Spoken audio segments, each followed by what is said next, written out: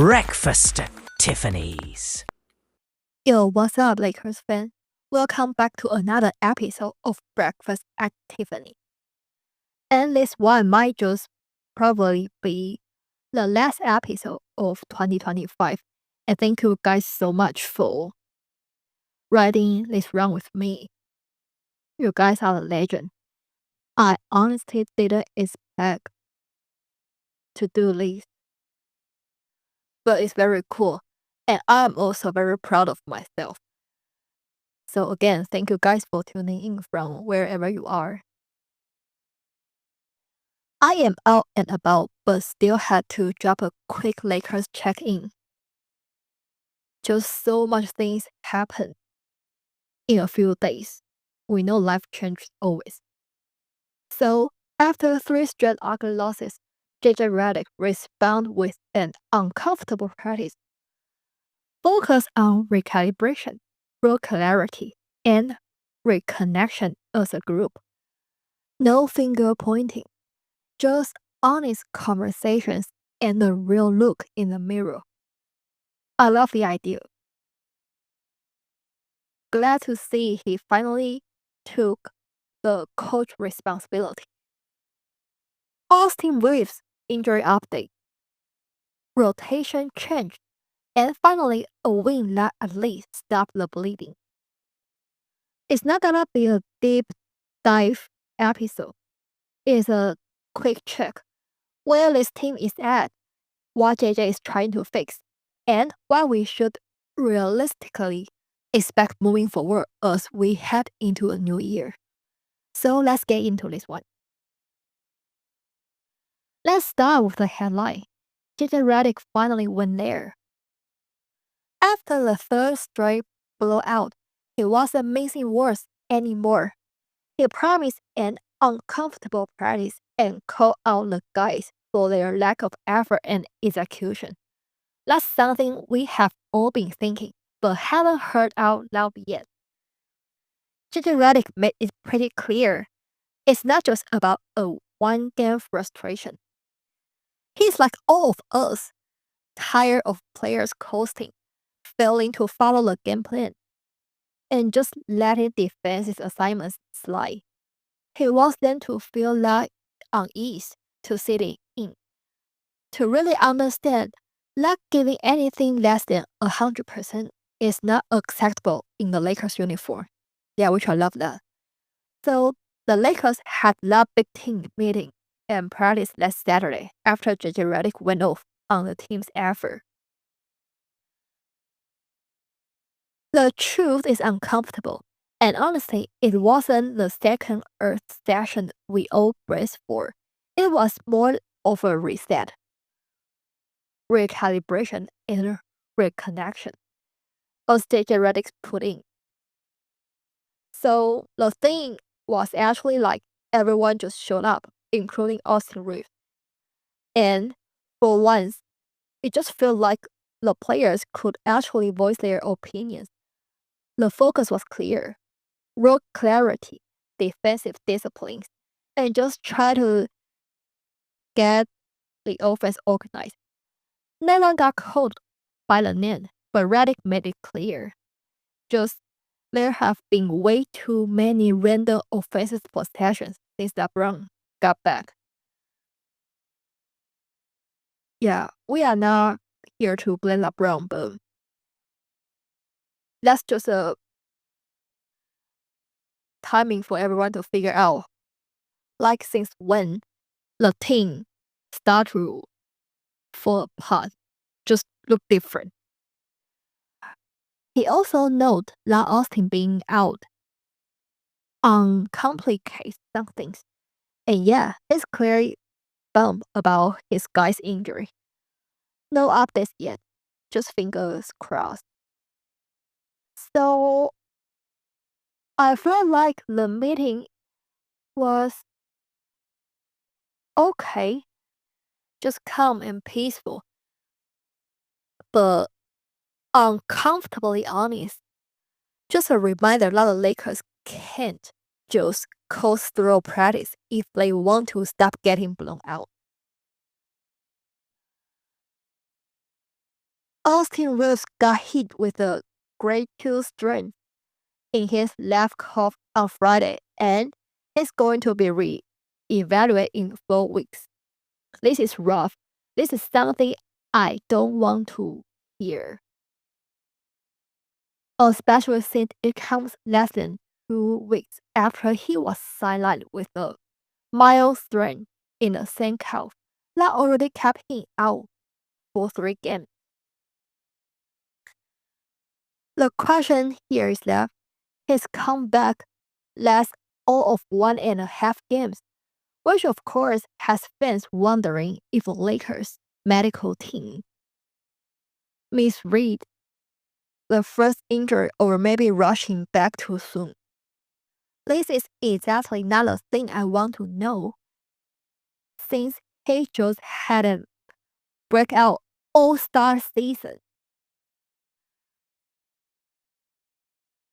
I'm not here to speculate too much. We don't have all the details right. But all we can do is wish Austin a speedy recovery and hope he comes back stronger than ever. That's what we need here. Lakers Nation has his back. And we'll make sure he gets that all-star love he deserves. A quick note here. With the league's 65-game minimum rule for season awards, Austin might miss out on some end-of-season honors. But it doesn't matter about the All-Star qualification. It's all about the fan voting, media, and player-driven. Also, maybe some vote from the coach. So yeah, keep voting, Lakers fan. Our boy deserves all the love. And now, with Austin out with the damn cuff issue, the team has to figure out who's really gonna step up. We know everyone has a next man up mentality, but the reality is that there's an empty spot on the starting lineup. For JJ, he had to figure out what looks better on this team. He had to do was get some clarity back in the rotations. That's what he said. Defense has been all over the place with injuries and with 16 different starting lineups in 30 games. We are basically have no choice but to play anyone available. Not anyone look good on the rotation. I know this is the fact. Last night, JJ had Marcus Smart into the starting lineup cover for Austin against the Kings. Result was 125-101. Lakers took care of business. Sounds nice. But actually, in my opinion, the Kings are just trash right now. And they were on a back-to-back. That's a really a game would make you exactly scream, yes, we are back. Well, but a win is a win. What really matters is that it's the snap, that 3-game losing streak. So we can take some small wins here. And a little breath. And just do some little celebrations here. This rotation is still a work in progress. But at least JJ is trying to make it more make sense without Austin. Okay, the sample size is tiny, but there were a few rotation things that really stood out for me. First one, Luka Doncic didn't play the entire first quarter. He checked out with 2:31 left. JJ said the plan was to see him around the same time in the third. But there were literally no dead balls. By the time one finally came, there were only about 50 seconds left. So Luka just finished the whole quarter. Small detail here, but I don't think Luka is playing full quarters anymore. And honestly, I love that. This just feels like JJ finally managing star business instead of running guys into the ground every night. Late in the third was also the only stretch where Luca ran with the mostly bench units. La Revia, Vendel, Nick Smith Jr., and also Etten. In the first quarter, Luca was mostly paired with the starters. I think that's intentional. JJ just trying to make some experiments here. Also, Marcus Smart, his rotation was interesting too. He subbed in earlier in the second quarter and came out before the closing stretch of the half. There's a tradition for JJ Redick. In the past, he loved to play the full starting group to close the half. But this time, Membo was out there with the starters to close, which is Luka Doncic, LeBron, Rui Hachimura, and Atom. It just feels like JJ being less stubborn and more willing to try and just react to what really happens on the floor instead of just forcing the same lineup every night. I love that. And yeah, it really feels like Vendel has earned back a real rotation role. We didn't get to see him close the game because it turned into a blowout, but his minutes track closely with the first half until garbage time. That matters. He also getting more steady on the corner threes, which is a good sign, and I'm happy for him. All the efforts finally paid off. Congrats, brother. Outside of a brief stretch in the third and trash time, Nick Smith Jr. He was huge. He made a big show. I love that. I mean, with Austin and Gabe Vincent being out, we definitely need another ball handler to carry the team. I am happy to see him just step up to carry the team and took the responsibility. He was mostly paired with LeBron when Luka was off the floor. Last night, Aston. LeBron is about to turn 41 in just a few hours, and somehow he's still producing and still one of the best players on the court. But it's obvious he's older. He's battling time every night, and the rotations are starting to reflect that reality, even he doesn't want to admit. So, which is a good sign that he really tries to make a change. It's uncomfortable. And yeah, that's what we call growth.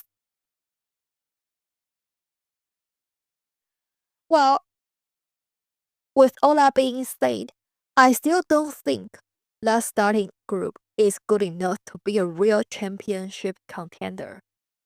But last night, at the very least, the Lakers showed they actually want to win. And to be honest, that matters after everything we have watched lately. It's no doubt the best game in December so far. Lose next one is the final game before the new year against the Detroit Pistons. And no, this is not a Pistons from that historic 28-game losing streak anymore. This team is way more competent right now. They are playing real defense, competing every night, and they are not an automatic win. So this is another good taste to see if these rotations and this lineup can actually hold up. Quick injury updates here. According to Dave from ESPN, JJ Redick said Jason Hayes practiced Monday, despite being ruled out for the left ankle issue last game. That's a positive. I personally think Adam played so many minutes in the third just because Jason was out. But he's back. So yeah, he's there to share the center duty. Really Hashimura said out. And JJ said they are still waiting on more information. He doesn't think it's anything serious. Just that Rui is a little bent up. So no Austin, no Rui, no Vincent. If I had to guess, La Revia is probably starting again. This is just where we are at right now. All I want to see is effort, focus, and some carryover from last King's game. Win this one, close out the year the right way, and let everyone breathe heading into the new year. You know what the right thing to do is. So yeah, go Lakers. Let's get this win. And let's enjoy a very happy new year, Lakers fan. I'll talk to you next year. You guys have a great day, have a great year, and enjoy the rest of 2025. Go Lakers!